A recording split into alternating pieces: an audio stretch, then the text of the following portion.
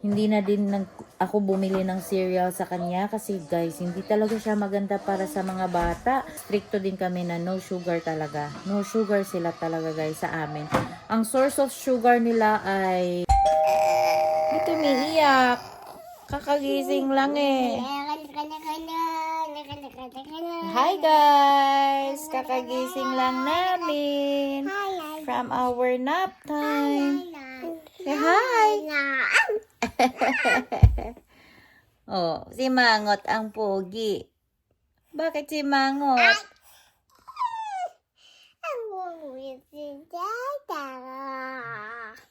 Sundo na tayo, Yaya? Sundo tayo, Yaya?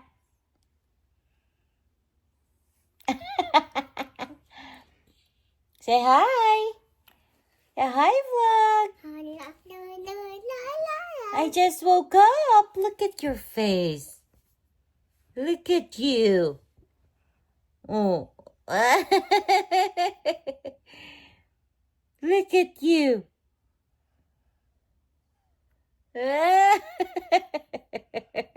Hindi na siya nagalaw. Hello.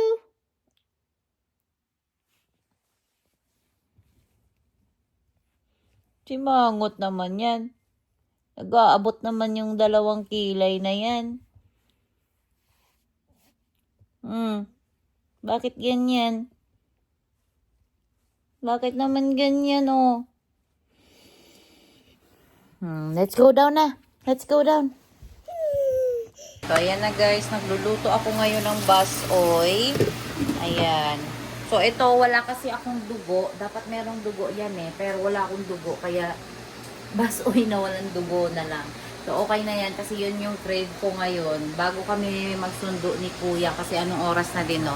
2:13 na. And, mamaya-maya ay aalis na kami.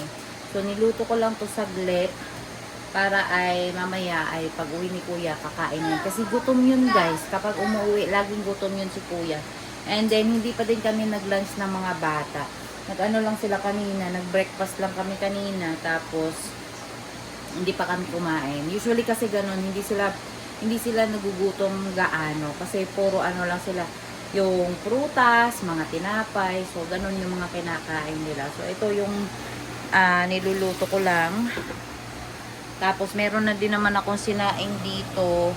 Kagabi pa yan na sinaing ko. So, hindi pa ako magsasaing. Baka pag mamaya ay maubos yan. Mamaya na din ako magsaing para bukas ay meron akong kanin na pangbaon ni Kuya. Kasi si Daddy naman ay hindi yun nagbabaon ng rice. Puro ano lang yun. Meat yung mga binabaon niya. Meat, itlog. Yun lang yung binabaon niya. So, yeah. Nakapaghiwa na din ako ng sayote, bell pepper, at saka onion, and then ito. Dapat pula na bell pepper. Wala din akong pula na bell pepper. Ayoko din kasi tumakbo ng no frills para lang bumili. So, kung ano lang meron sa rep. So, yun lang yung ginagamit ko magluto talaga. So, yeah. Mamaya ay susundo na tayo ni Kuya.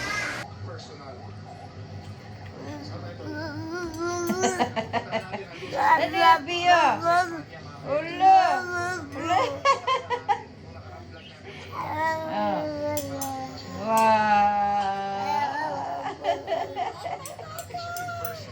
Oh, tanggalin mo.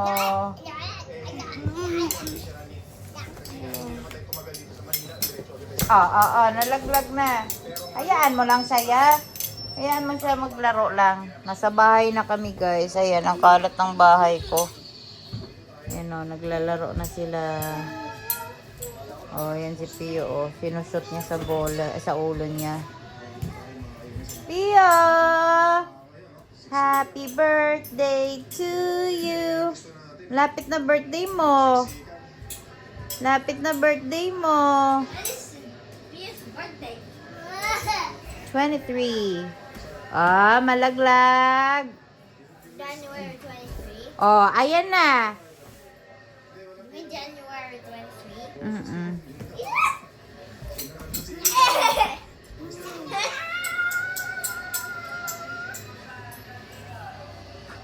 Hi guys! Welcome again to our vlog. So, ayan o. Nandito lang kami sa bahay. Kakauwi lang ni Kuya, galing siya sa school. And galing ako nagluto kasi ng chili garlic. Maanghang yung mga mata namin dito. Every time kasi na nagluluto ako ng chili garlic, ang baho ng talagang umaamoy yung garlic, pero kailangan ko magluto kasi naubos na yung chili garlic namin ni Daddy. So, hindi kami bumibili ng chili garlic sa labas. Ako lang yung nagluluto ng chili garlic namin dito. Kasi yung oil ay oil namin yung ginagamit ko sa pagluluto. So, yeah, nandito lang kami sa bahay, buong bahay guys. Today is Thursday. And si Daddy ay may work. And gabi na si Daddy mamaya makauwi. Kaya kami lang dito ng mga bata. And siguro tulog na kami kapag umuwi na si Daddy. Kaya ngayon maaga kami naghapunan. Ako kumain na ako. Tama na yung akin. Tapos yung mga bata mamaya bago kami umakyat, pakainin ko na lang sila ulit. Kasi na dito alas 4. So feeling ko hindi naman na ako magugutom. Kasi marami na akong nakain kanina. Kasi sinusubukan ko na din talaga na magbawas sa pagkain kasi nga ang taba ko na talaga, pero hindi naman ako tumaba sobra na gaya nung una na nag 82 kilos talaga ako. Ngayon is na-maintain ko naman yung timbang ko ng 75, pero yun nga ay mabigat pa din talaga. Kailangan kong bumaba sa ideal weight ko, which is ang ideal weight ko 60 kilos, so mga ganon. Give mo si Pio, ha? Okay. Give natin. Piyong! Pio, come here. Baka tinumba na naman niya yung niya. Shh! Maghuhubad. Ito guys, laging naghuhubad ng damit. Pinapagalitan ko na kasi hindi maganda na naghuhubad siya ng damit.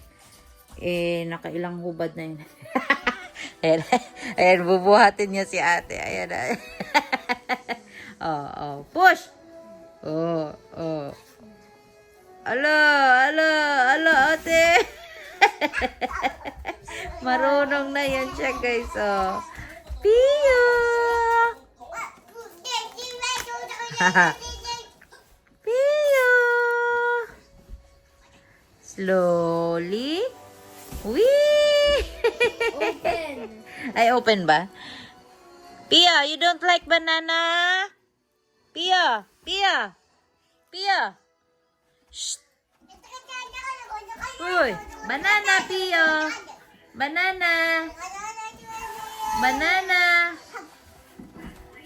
Ayaw niya yan. Ay, si Alicia gusto niya, Share. Hala, binunot na ni Pio ya. Bunutin mo na lang, mo na lang yan. Alam, masisira, malaglag.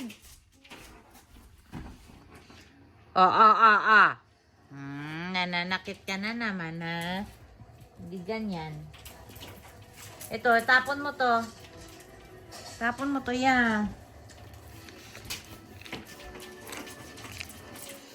Ito. Yan, hilig nila sa guys. Mahilig sila lahat sa saging. Kakabili ko lang ng saging kanina. Ayan, ubos na naman. Inubos na. Bigyan mo siya ng banana, ya. Yan yung iniyakan niya. Iyan, nakita nga niya. Bigyan mo. Ayan, Yan, napakahilig nila sa saging, guys. Sila lahat. Yay! Thank you, Kuya!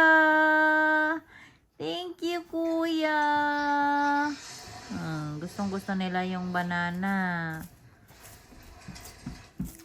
Kaya lagi talaga akong may saging dito sa bahay.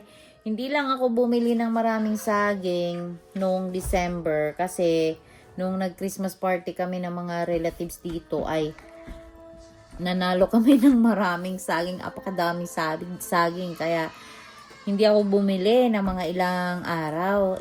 Nito, na-miss na naman nila. Kaya pumunta ako kanina sa No Frills. Binilhan ko sila ng saging. Most of the time kasi ngayon guys, mas pinapakain ko na sila kaysa mag-milk. Kasi yun talaga yung advice lagi ng pediatrician nila na kailangan silang kumain.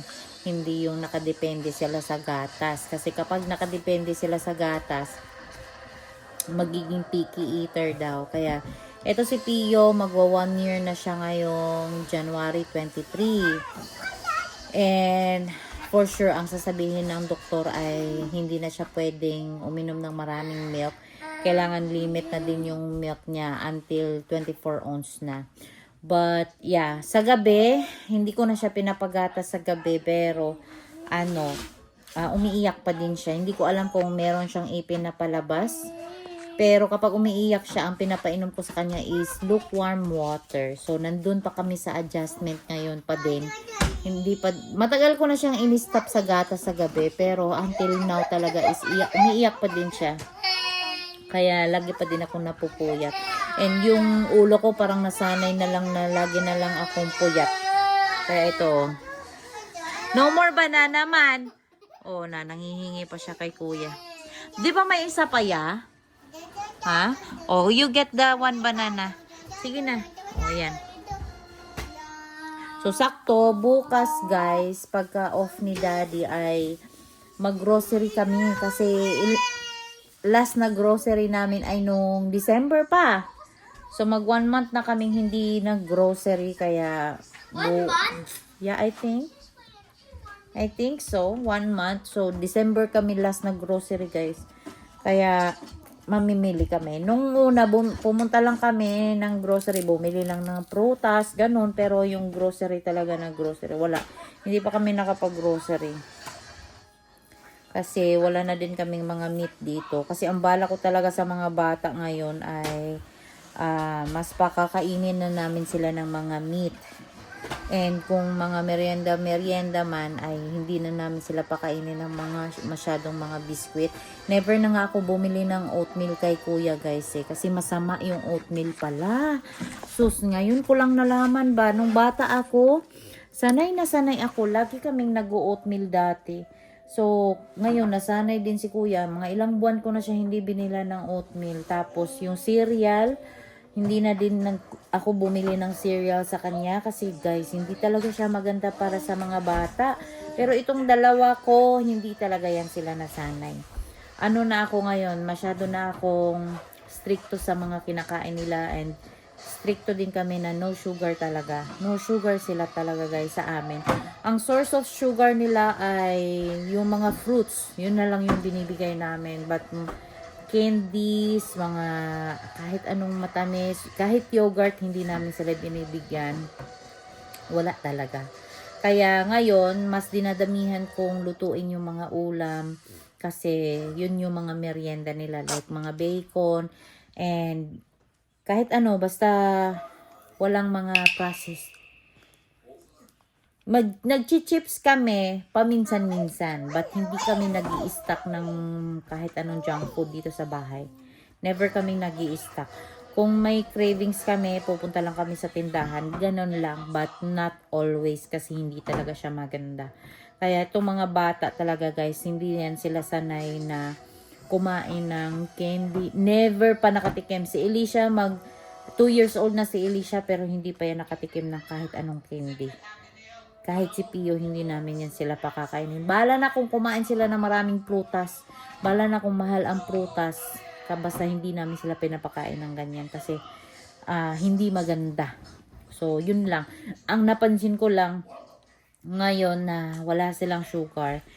Hindi sila sakitin guys. As in, wala.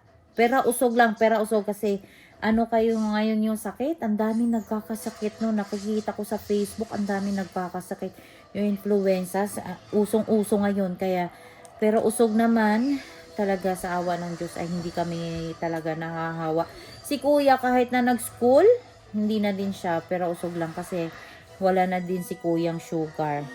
Kaya, napag-usapan namin ni daddy ay hindi na kami trick or treat this year kasi yung mga candies na nakuha namin ay si kuya lang yung kumakain, so which is not good.